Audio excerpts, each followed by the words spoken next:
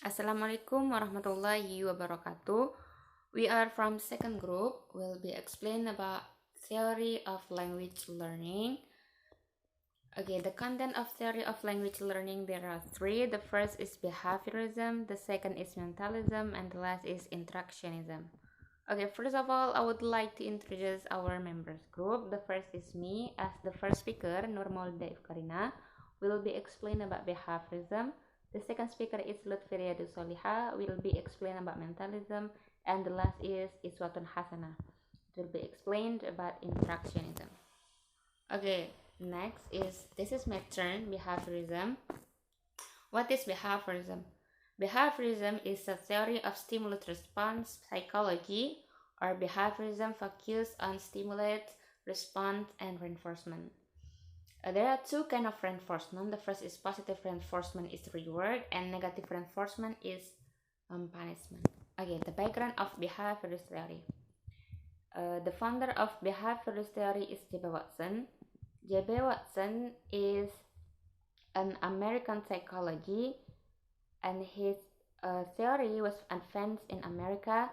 Is a new approach to a psychology in the early decade of the 20th century. And the major principle of the behaviorist theory is analysis of human behavior in observable stimulus response, interaction, and association between them. Jadi ini fokus sama stimulus respon, interaksi antara human dengan lingkungannya. Okay, this is an example. The babies obtain native language habits via varied babbling, which resemble the appropriate word to repeat it by a person or object near him. So the babies learn a language by repeated by person or object near him. Jadi baby itu absorb pengetahuannya dengan mengikuti benda-benda di sekitarnya. Kayak ketika dia mau belajar berbicara, dia akan repeat it dengan cara babbling, mengikuti a person or object near him.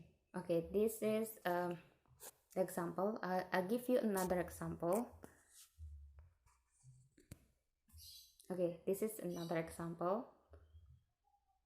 So J.B. Watson is famous with his work. Jadi terkenal dengan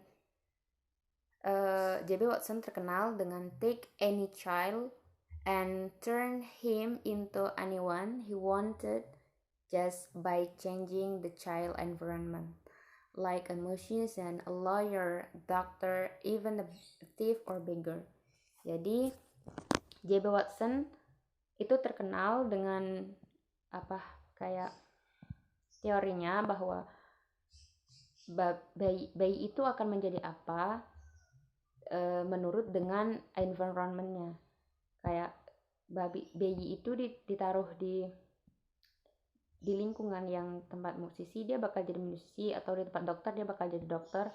Begitupun sebaliknya, kalau di tempat pengemis atau pencuri dia bakal menjadi seperti itu. Jadi menurut dengan lingkungannya. Jadi di sini contohnya seperti ini karena J.B. Watson famous for his work with an 11-month-old infant name is Little Albert. So jadi baby ini namanya Little Albert. His method is great stride in the field of behaviorism and classical conditioning. So jadi J.B. Watson ini kayak condition Albert, si baby Albert ini menempatkan baby Albert ini dalam satu ruangan dengan tikus, yang padahal J.B. Watson itu tahu bahwa baby Albert ini takut dengan tikus. Jadi dia kayak menstimulusnya itu dengan setiap kali J.B. Watson itu didekatkan dengan white rat, bakal ada suara kayak loud noises, kayak ada scream. Dan itu kan bayi kaget dan dia akhirnya nangis. Jadi setiap kali JB Watson itu present kayak menunjukkan kalau membawa tikus ini ke dekat baby Albert, itu pasti akan dibarengi dengan suara scream atau loud noises. Jadi responnya si baby itu adalah crying. Jadi little Albert didn't need to learn to be afraid of loud noises. This is a provoke certain response naturally. Jadi scream or crying is a baby's natural response to make a loud noises. Jadi karena dia takut, dia membuat suara tangisan. Dan juga karena kebiasaan ditakut-takuti dengan hewan ini, baby Albert jadinya berpikir bahwa hewan atau benda yang memiliki bulu yang mirip dengan tikus ini adalah sesuatu yang menakutkan, karena selama beberapa hari selama percobaan dia selalu ditakut-takuti dengan kalau setiap ada tikus bakal ada suara yang mengiringi, kayak suara teriakan atau apalah itu. Ini akan membuat responnya itu baby Albert berpikir bahwa ini adalah sesuatu yang menakutkan. Oke, that's the example. Oke, kembali lagi ke di sini.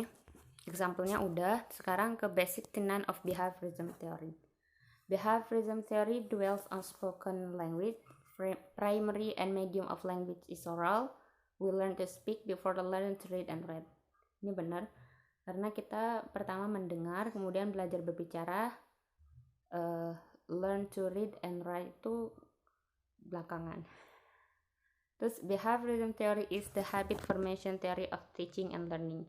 Jadi behaviorism theory ini juga bisa dilakukan di dalam pembelajaran, belajar mengajar. Stimulus response chain. Jadi kayak rantai stimulus itu dimulai dari stimulus respon, initiator of stimulus, the process goes on this way. Jadi hasilnya akan gimana? Kayak contoh tadi yang JB Watson sama Little Albert gitu, aslinya dia bakal tidak takut kalau hanya melihat rat. Tapi karena rat itu setiap ada tikus dibarengi dengan suara yang mengerikan, jadi itu yang membuat si babynya takut. Jadi prosesnya itu menurut bagaimana kita melakukannya. Jadi all learning is establishment of habit as the result of reinforcement. Jadi positive reinforcement is reward, negative reinforcement is punishment. Jadi kalau kayak contohnya anak kecil yang dikasih contoh behaviorism yang baik dan dia mengikuti, jadi kita kasih reward gitu. Kalau kita udah kasih contoh yang baik tapi dia nggak pernah ngikutin atau melakukan yang kebiasaan yang buruk, kita bisa memberikan punishment, tapi punishmentnya itu bisa punishment yang mendidik. Mungkin itu yang bisa saya sampaikan. Thank you. Okay, for the second speaker will be explained about Lutfi Riyadus Salihah will be explained about mentalism. Thank you. Assalamualaikum warahmatullahi wabarakatuh. So my friend Karen already explained about the first theory of language learning, that is behaviorism. And now I'm going to continue the explanation about the second theory of language learning, that is mentalism. So one of the main features of mentalism theory, that is Noam Chomsky. And Noam Chomsky presented this theory in 1975. And for the first point, mentalists believe that every man is born with innate capacity for acquiring language and we only need to start it. So mentalists or mentalism theory believe that every child who was born in this world already have their own innate capacity, or we can say it like genuine capacity or original capacity for acquiring the language and the child, or we just only need to start it? And next is Chomsky stated that when a child is born, he was born in this world with the basic set of language skill. So this is related to the previous point about innate capacity. So Chomsky believed that every child already has their own basic set of language skill. So in innate capacity itself, including the basic set of language skill. And then next, Chomsky says that every child is born with innate mental capacity, which helps the child to process all the language which he hears. It is called by language acquisition device. So because every child already has their innate capacity and already has their own basic set of language skills, so every child just need to process all the languages which is he hears from the parents, from the elders, or from the surroundings. So they just need to process the language, and the process itself called by language acquisition device. So language acquisition device is a theory represented by Noam Chomsky. Next is Noam Chomsky stated that every child is born with basic rules of grammar in their mind. So we already talked about the basic set of language skill. So Noam Chomsky mentioned that the basic set of language skills is including the basic rules of grammar in every child's mind. And then next is when Chomsky talks about rules or grammar, he means that the unconscious rules in a child's mind, and these rules enable him to make grammatical sentences in his own language. So what does it mean? So what Chomsky actually means that it doesn't mean that a child can explain or describe about the rules or grammar explicitly. So I will give you an example for better understanding. So there are 5-year-old boys, and he can say sentences like I have done my work. Nah, the boy or the 5-year-old boy could do that, could mention the sentences I have done my homework, because the child already has their mental of grammar, or because the boy already has their basic rules or grammar in their mind. So because of that, the child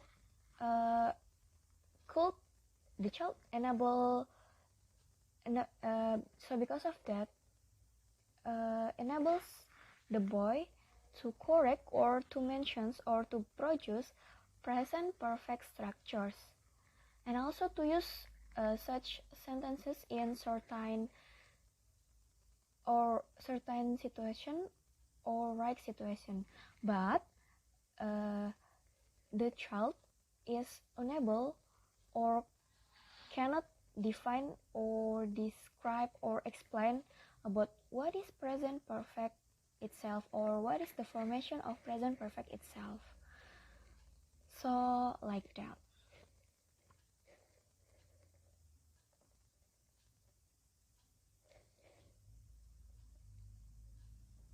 And then about 3 important things based on Chomsky theory.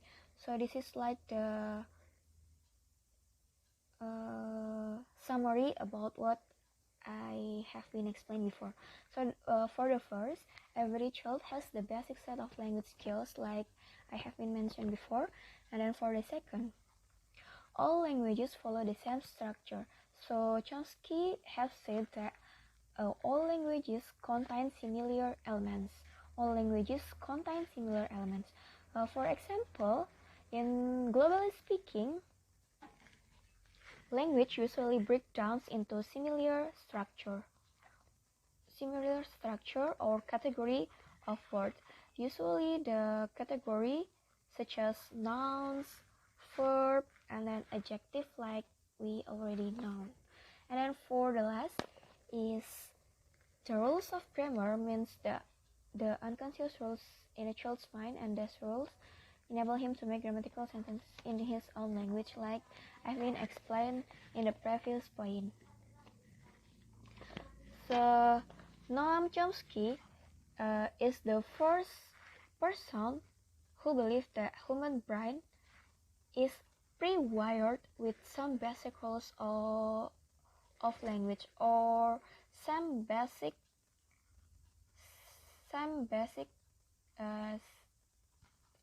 skills of language. And Noam Chomsky also believed that when a child was born in this world, they already have the basic set of language skills, and their brain is not empty at all, and they already have the language acquisition device in their mind. Guys, have you ever thinking to yourself, or have you ever asking to yourself the question like, why a child can learn language easily? Why they can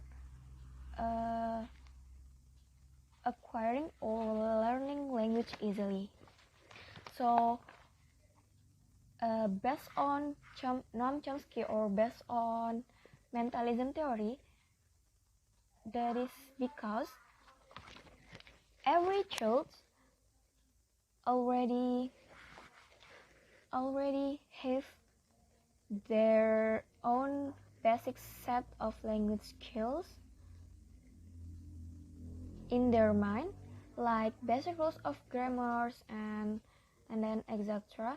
And they only just need to pick up the language or the word from their surrounding, and then they can learn language easily. So that is the reason based on Noam Chomsky mentalism theory. So for the last theory of language learning will be explained by my friend Iswatun Hasana. Assalamualaikum warahmatullahi wabarakatuh. My name is Iswatun Hasana, T 2017, 60 and 95. I'm as the last speaker, and I'm gonna tell you about interactionism. Interactionists such as Jerome Brenner suggests that the language behavior of adults when talking to children, known by several names but most easily referred to as child-directed speech or CDS, is specially adapted to support the acquisition process. And language acquisition is an example of children's ability to learn from experience.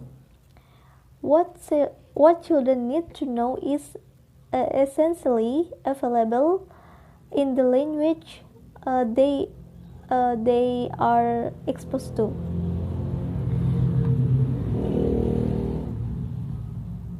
In sociology, interactionism is a theoretical perspective that derives social process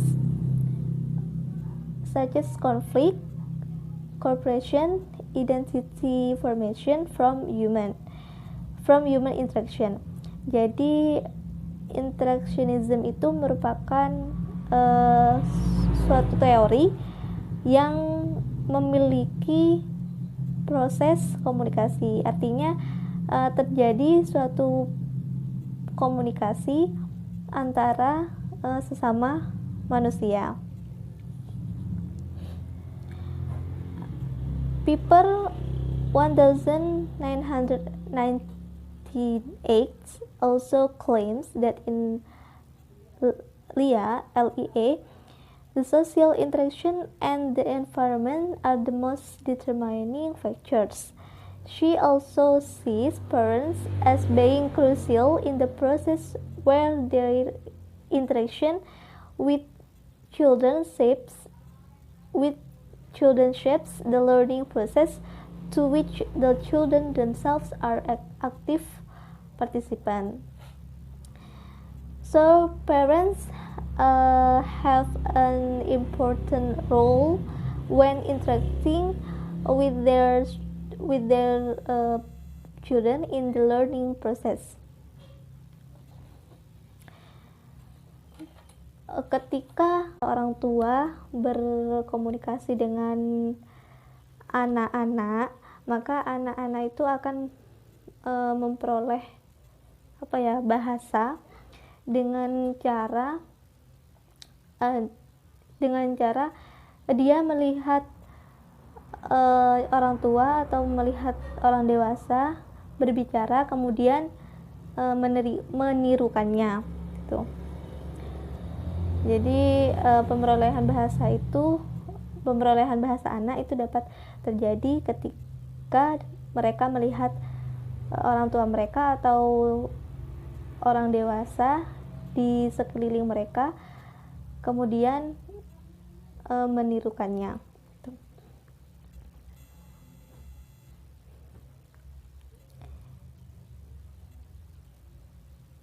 Interactionist theories tend to make the commonplace strange by turning on their heads everyday taken for granted behaviors and interaction between students and between students and teachers.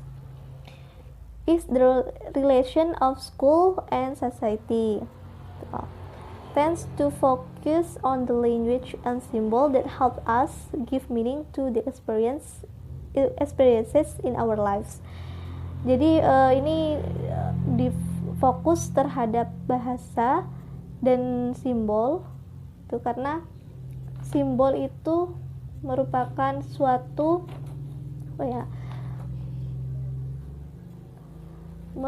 suatu alat yang digunakan untuk saling berinteraksi antara